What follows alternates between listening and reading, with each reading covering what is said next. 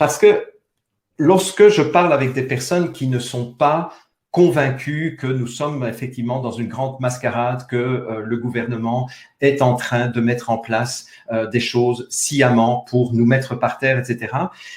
L'objection principale que je reçois à tous les coups, c'est « je ne peux pas croire que nos dirigeants sacrifient leur propre population ». Et parmi toutes les objections que j'ai entendues par rapport aux thèses que je défends depuis 9 mois maintenant, ou depuis 20 ans, ou depuis 40 ans, c'est toujours cette objection-là qui revient. Non, ce n'est pas possible qu'un gouvernement que nous avons élu se retourne contre son propre peuple, sacrifie son propre peuple.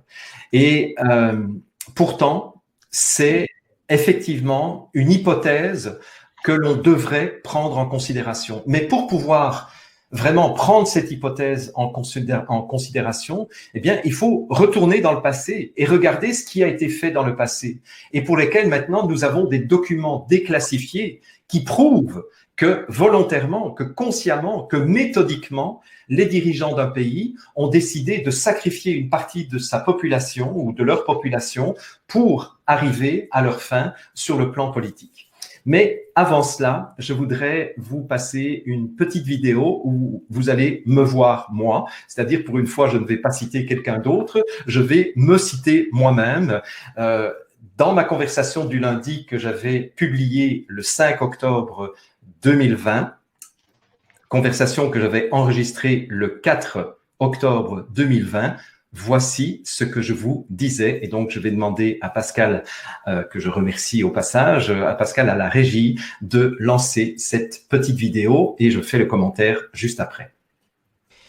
Et il se fait que ces 24 dernières heures, non, 48 dernières heures, j'ai reçu de plusieurs sources différentes des informations confidentielles. Donc, je vous les partage au prix où je les ai reçus, c'est-à-dire pour 0 € ou 0 $. Donc, les informations que j'ai reçues de personnes qui en ont marre et qui veulent qu'on sache ce genre d'informations, c'est que quelques grandes entreprises françaises dans lesquelles le gouvernement a des participations, je vous laisse deviner lesquelles, parce que je ne veux pas non plus brûler et compromettre les personnes qui m'ont donné ces informations, mais imaginez des grosses entreprises françaises dans lesquelles il y a une participation du gouvernement. Ça va? Bon. Ces entreprises ont été toutes prévenues avec le même message, c'est que la France va être reconfinée le 28 octobre 2020. Donc on est reparti pour un tour et c'est un confinement qui va très probablement durer plusieurs mois.